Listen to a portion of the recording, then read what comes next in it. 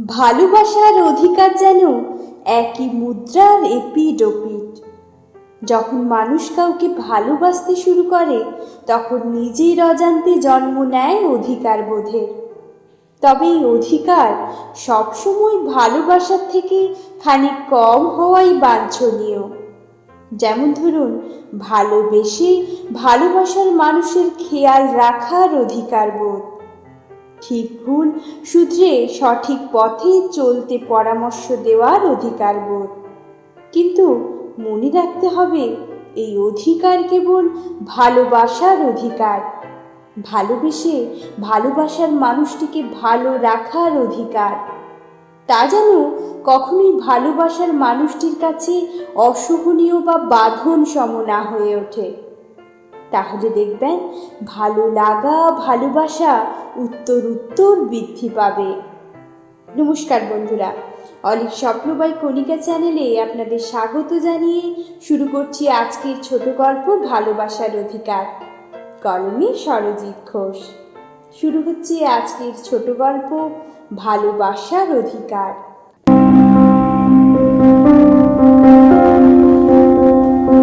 সকালে ঘুম থেকে তখনও উঠিনি।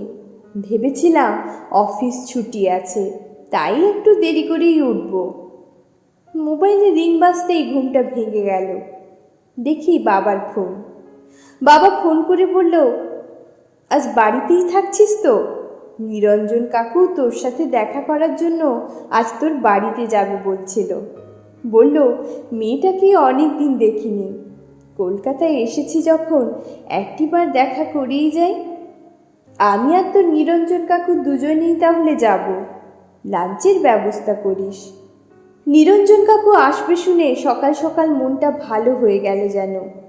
নিরঞ্জন কাকু আমার বাবার খুব কাছের বন্ধু। 8 বছর হয়ে গেছে নিরঞ্জন কাকুর সাথে দেখা হয়নি। এখন আমেরিকায় থাকেন ছেলের কাছে। ছেলে ডাক্তার। বাঙালি মেয়ে দেখেই আমেরিকাতেই ছেলের বিয়ে দিয়েছেন, সেই সূত্রে ছেলের কাছে থাকা। কাকু কাকিমা দুজনেই এখন ছেলের কাছে। কলকাতায় টালা পার্কের কাছে নিজস্ব দোতলা বাড়ি। থাকার লোক নেই ওই বাড়িতে, একটি মাত্র ছেলে তো। 15 দিন হয়ে গেল নিরঞ্জন কাকু কলকাতায় এসেছেন। সে খবর আমি বাবার থেকেই পেয়েছিলাম। একসময় নিরঞ্জন কাকু আমাদের বাড়িতে কত আসতেন, আমরাও যেতাম নিরঞ্জন কাকুর বাড়িতে। সত্যি সেসব দিনগুলো মনে পড়লে কত ঘটনার কথাই মনে পড়ে যায়। ছোটবেলায় যখন নিরঞ্জন কাকুর বাড়িতে যেতাম, কাকিমা কত কি রান্না করে খাওয়াতেন। কাকিমার হাতের রান্না এখনো মুখে লেগে আছে। কাকুর বাড়িতে যেতে ভালো লাগার সব থেকে বড় কারণ হলো ইন্দ্র। ইন্দ্র হলো কাকুর একমাত্র ছেলে। আমার থেকে 6 মাসের বড় হলেও আমি নাম ধরেই ডাকতাম, একদম বন্ধুর মতো মিশতাম। ইন্দ্র আর আমি একসঙ্গে বসে দাবা খেলতাম। দাবা খেলায় ইন্দ্রর সাথে পেরে ওঠা খুব মুশকিল ছিল। আমাদের এই সুন্দর সম্পর্ক দেখে কাকু হেসেই বাবাকে বলেছিলেন, বুঝলি বিনয়, তোর মেয়ের সাথেই আমার ছেলের বিয়েটা দেব। 2 বন্ধু তখন 2 বেয়াই হয়ে যাব। এমন কথা শুনে আমার মা আর কাকিমা তো হেসেই লুটোপুটি। সুন্দর একটা বন্ধুত্বের সম্পর্ক ছিল ইন্দ্রর সাথে। একসময় ইন্দ্র আমাকে প্রপোজ করেছিল, আমি রাজি হইনি।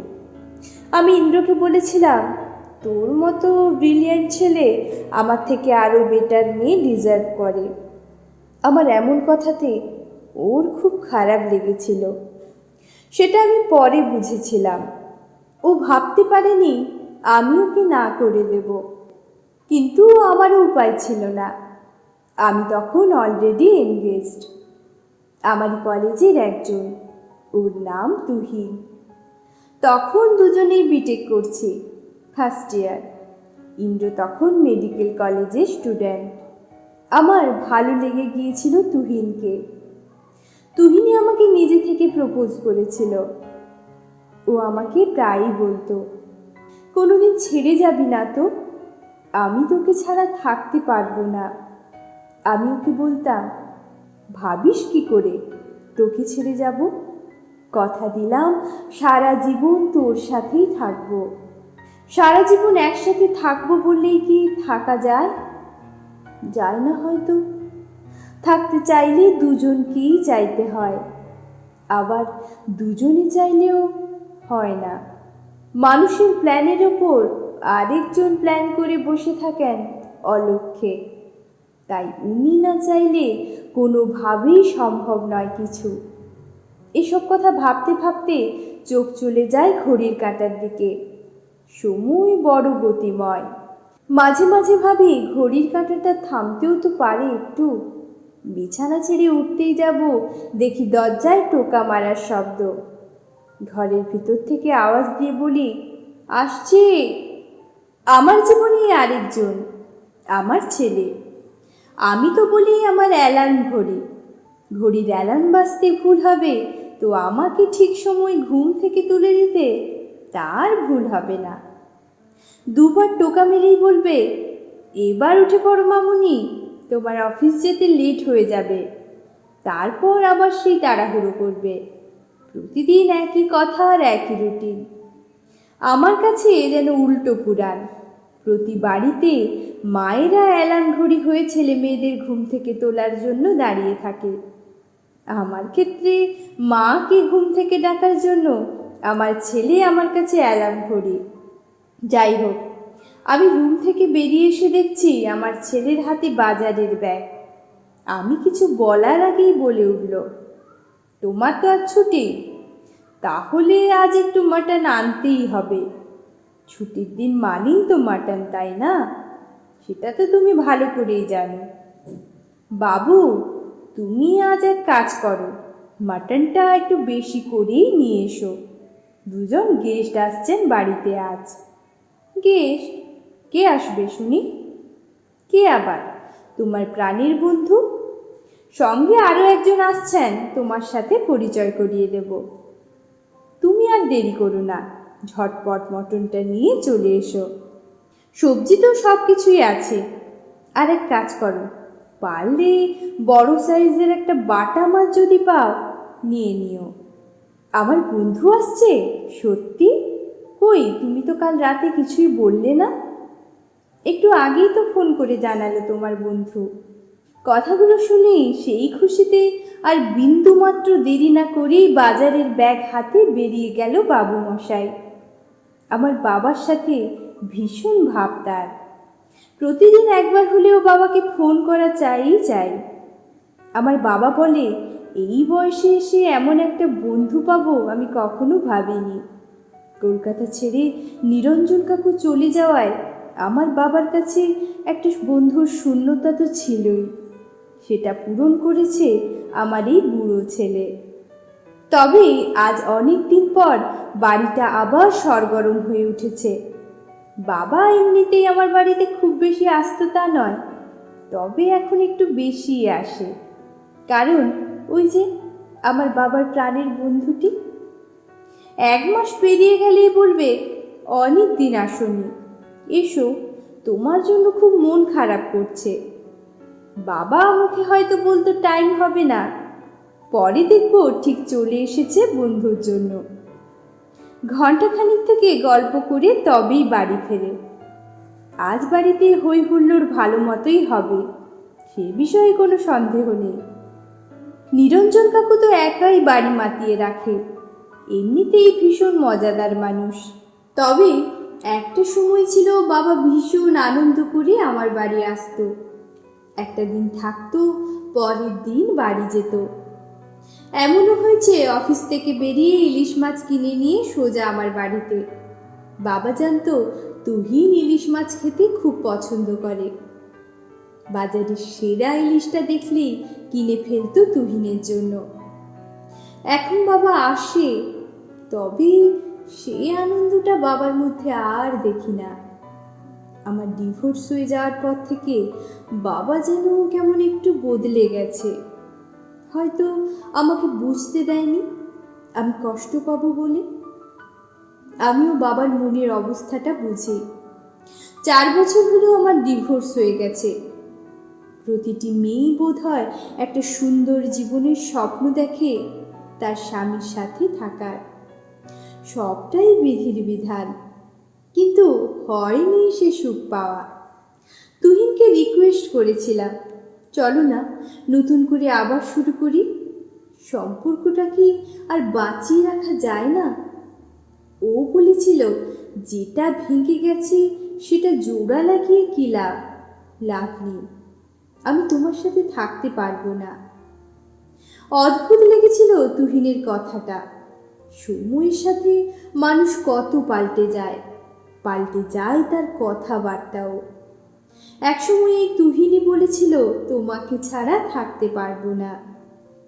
মানুষের মনের ঘরটা খুব ঠুনকো, সেখানে কেউই জোর করে থাকতে পারে না। আমিও আর চাইলাম না জোর করতে। আমাদের 7 বছরের প্রেম ছিল। বিটেক করে দুজনেই চাকরি পাই। চাকরি পাওয়ার পর ঠিক করি বিয়েটা এবার করতে হবে। তুহিন বলল, বিয়ে করে তোমায় নিয়ে কি রাখবো কোথায়, আমার তো বাড়ি নেই, আগে বাড়ি করব তারপর বিয়ে। বাড়ি করতে গেলে আরো 5 বছর সময় লাগবে, সেটা আমি ভালো করেই জানি। আমি বাবাকে সব কিছু বললাম। বাবা সব সময় আমাকে সাপোর্ট করে গেছে। বাবা বলল, তোর ভালো থাকাতেই আমার ভালো থাকা, তুহিনকে বল আমি বাড়ি কিনে দেব। আমার বিয়ের আগেই বাবা আমাদের থাকার জন্য ফ্ল্যাট কিনে দিলেন। এমন একটা জায়গায় কিনে দিলেন যেখান থেকে দুজনেরই অফিস করার সুবিধা হবে। তারপর আমাদের বিয়েটা হয়। এই বিয়েতে সবার মত থাকলেও মত ছিল না আমার শাশুড়ি মায়ের। সেটা বিয়ের পর ওনার ব্যবহার দেখেই টের পেয়েছিলাম। আমার শ্বশুর সেভাবে কিছু করতেন না। ডায়মন্ড হারবারে ওদের গ্রাম ছিল, সেখানেই ছিল 2 কামরার টালির চালের বাড়ি। এখন সে বাড়ির জরাজীর্ণ অবস্থা। শাশুড়ি গ্রুপ ডি পোস্টে সরকারি চাকরি করতেন, তাই সরকারি কোয়ার্টারে থাকতেন সবাই। আমার শ্বশুর বাড়ি বলতে ওই শাশুড়ি মায়ের সরকারি কোয়ার্টার। আমি যখন ওনার কাছে যেতাম উনি আমার সাথে ভালো ব্যবহার করতেন না। জানি না আমাকে কেন মেনে নিতে পারেননি। সেই সঙ্গে আমার 2 বিবাহিত ননদ আমার সাথে খুব খারাপ ব্যবহার করতেন। বিয়ের পর প্রথম আমি নিজে থেকেই শাশুড়ি মায়ের কাছে যেতাম, পরে আর খুব দরকার ছাড়া যেতাম না। তুহিন যেত সবসময়ই, সপ্তাহে 2 দিন তো অবশ্যই। আমি কখনোই মানা করতাম না। বিয়ের প্রথম 1 বছর আমাদের সম্পর্কটা খুব সুন্দর বোঝাপড়ার মধ্য দিয়ে কেটে যাচ্ছিল। দুজন দুজনের প্রতি সম্মান ছিল। দুজনেই নিজেদের মধ্যে কাজ ভাগ করে নিতাম, যে যার টাইমে অফিস যেতাম। কতটা যে ভালো কাটিয়েছিলাম বলে বোঝাতে পারবো না। এই ভালো থাকাটা ঠিক সহ্য করতে পারতো না আমার শাশুড়ি আর ননদ। শাশুড়ি ফোন করে ছেলেকে বলতেন, তোকে তো তোর বউ কিনে নিয়েছে, তাই তো বউয়ের কাছে পড়ে থাকিস। শ্বশুর অবশ্য শাশুড়িকে বলতেন, ওরা এখনকার ছেলে মেয়ে, ওদের জীবনটা ওদের মতো করে কাটাতে দাও না। আমার শ্বশুর আমাকে সাপোর্ট করতো বলে শাশুড়ি মা শ্বশুরের সাথে খারাপ ব্যবহার করতেন। এমনও হয়েছে আমার পক্ষ নিয়ে কথা বলেছিলেন বলে আমার শ্বশুরকে খেতে দেওয়া হয়নি 2 দিন। আমার শ্বশুর লুকিয়ে আমাকে ফোন করে বলতেন আর কান্নাকাটি করতেন। ভীষণ কষ্ট পেতাম তখন, যখন শুনতাম মানুষটা না খেয়ে আছে। কিছুদিন পর আমার শ্বশুর মশাই অসুস্থ হয়ে পড়লেন। আমার শাশুড়ি ফোন করে বললেন, শ্বশুরের প্রতি যখন তোমার এত দরদ, তাহলে শ্বশুরের তো একটু সেবা শুশ্রূষা করতেই পারো। খুব তো বাবা বাবা করে আদিক্ষেতা করো, নিজের কাছে রেখে সেবা করো। জানি তো সেই মানসিকতা তোমার নেই। ফ্ল্যাটে থাকলেই কি আর বড় মানসিকতার মানুষ হওয়া যায়? শাশুড়ির এই অপমানজনক কথা সেদিন মেনে নিতে পারিনি। তুহিনকে বলি, চলো বাবাকে নিয়ে আসি। বাবার শরীর যেহেতু খারাপ, আমি ডাক্তার দেখাবো। যতদিন না সুস্থ হচ্ছে আমাদের কাছেই থাকবে। একদিন গিয়ে আমার শ্বশুরকে আমার কাছে নিয়ে আসি। সব ঠিকঠাক চলছিল, কিন্তু তুহিন যেন আস্তে আস্তে বদলে যেতে লাগলো। ততদিনে বিয়ের 2 বছর কেটে গেছে। আগে সপ্তাহে 2 দিন করে মায়ের কাছে থাকতো, সেটা বেড়ে 4 দিন হয়ে গেল। ওখান থেকে অফিস যাতায়াত করত। আমি হয়তো কল করে জিজ্ঞেস করতাম, আজ আসবে তো? প্রায় দিনই বলতো মায়ের শরীরটা খারাপ, তাই আর যাব না। প্রথম প্রথম কিছু মনে করতাম না, পরে এমন হলো সপ্তাহের 5টা দিনই ওখানে থাকে। আমি জোর করে বললে তবেই আসে এখানে। একদিন সন্ধ্যের পর ফোন করলাম, ভাবলাম আজ তো আসার কথা, অফিস থেকে বেরিয়েছে কিনা জিজ্ঞেস করি। ফোন রিসিভ করতেই শুনতে পেলাম বড় ননদের গলা। ফোন ধরেই বলল, বলো কি বলবে। আমি বললাম, আজ আসার কথা ছিল তোমার ভাই। আমার কথা শেষ করতে না দিয়েই বলল, ভাই যাবে না? আর কি করতেই বা যাবে? আমার ভাইকে তুমি কি সুখ দিয়েছ যে তোমার কাছে পড়ে থাকবে? একটা বাচ্চা দিতে কি পেরেছ? মনে তো হয় না তোমার আর বাচ্চা হবে। তোমার সাথে থাকলে আমার ভাই জীবনে আর বাবা ডাক শুনতে পাবে না। এমন কথা শুনে কান্নায় ভেঙে পড়েছিলাম। একজন মেয়ে হয়ে আরেকটি মেয়েকে এত খারাপ কথা বলতে পারে? তুহিনকে বলেছিলাম কথাগুলো, ও শুনে বলেছিল, দিদি তো ভুল কিছু বলেনি, সত্যিটা মানতে শেখো। একদিন শাশুড়ি মাও ফোন করে একই কথাগুলোই বললেন। কি যে কষ্ট হলো বলে বোঝাতে পারবো না। বিয়ের 3 বছরেও আমি মা হতে পারিনি।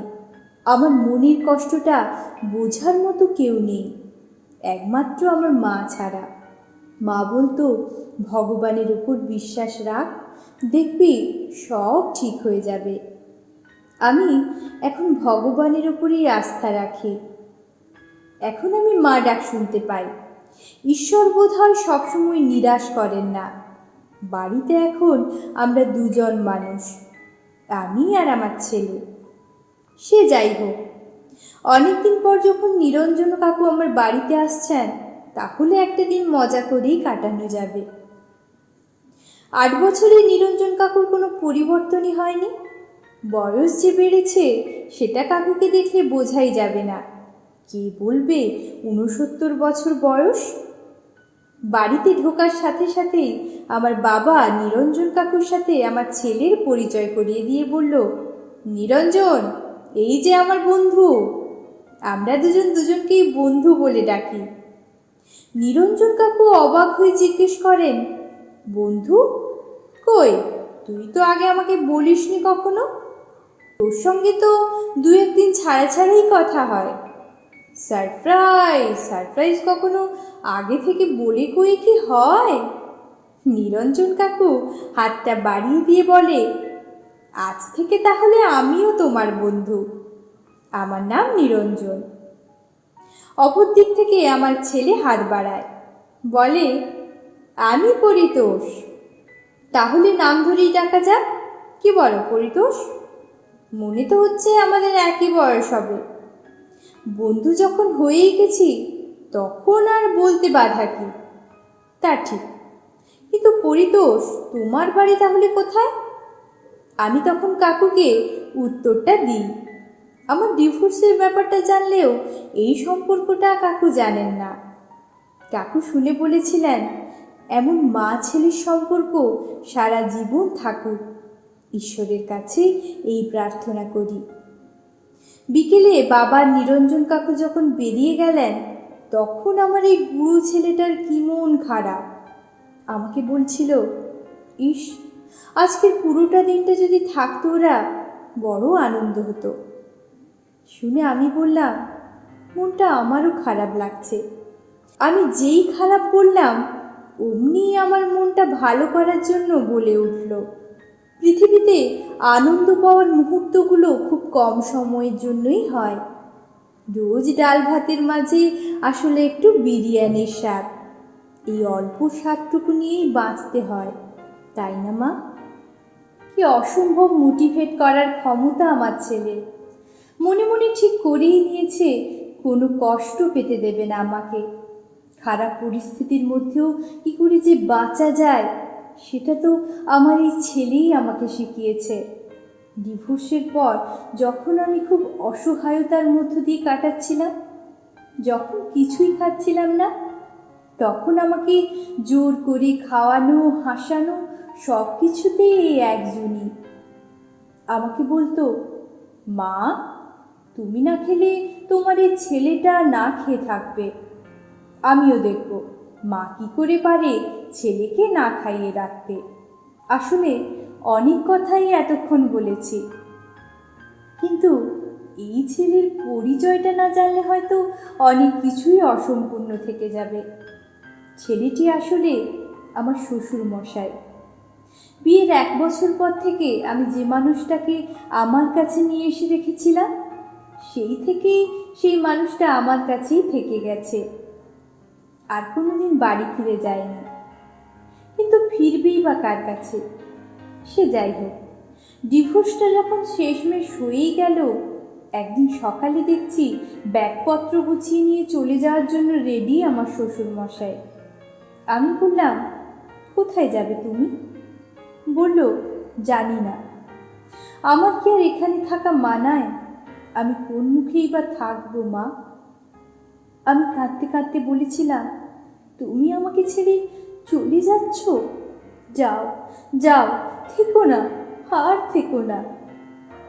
সেই প্রথম দেখেছিলাম ওই মানুষটাকে কাঁদতে, হাউমাউ করে কেঁদেছিল।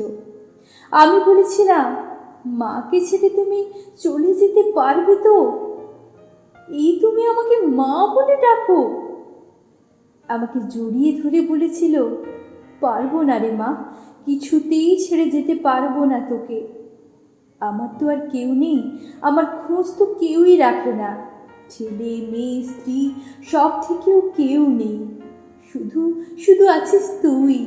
তোকে ছেড়ে চলে যাওয়ার মানে বেইমানি করা। আমি থাকবো, আমি নতুন পরিচয়ে থাকবো। আমি আজ থেকে পুরনো পরিচয় ঝেড়ে ফেলে দিয়ে শুধু নতুন সম্পর্কে বাঁচব। আমি আজ থেকে তোর ছেলে হলাম, তুই আমার মামুনি। মেয়ের অধিকারটুকু চাই, মায়ের অধিকারটুকু চাই।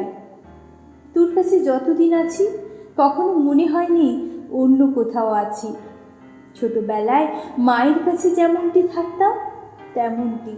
মা ডাকটা যে কতটা মধুর সেটা আমি শুনতে পাই আমার এই ছেলের কাছ থেকে। মা হতে গেলে সবসময় জন্ম দিতে হয় না। যশোদাও কৃষ্ণকে জন্ম দেয়নি, তবুও সে মা।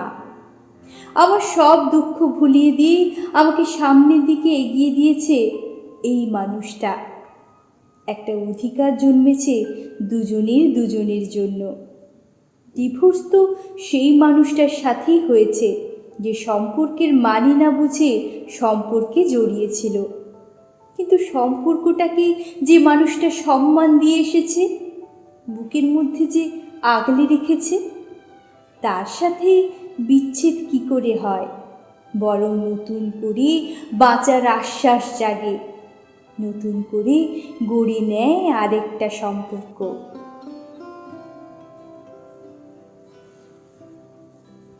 মনের মিল থাকলে মনে হয় দুজন মানুষের মধ্যে বয়স কোনো বাধা হয়ে দাঁড়াতে পারে না।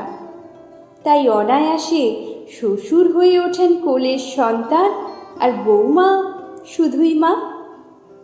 এখানে শুধু অন্তহীন ভালোবাসা আর ভালোবাসা, যেখানে নেই কোনো চাহিদা, শুধু আছে ভালোবাসার অধিকার। কেমন লাগলো বন্ধুরা আমাদের আজকের গল্প? ভালো লাগলে লাইক, শেয়ার এবং সাবস্ক্রাইব করে আমাদের চ্যানেলের পাশে থাকবেন। আজ আসি, শুভরাত্রি।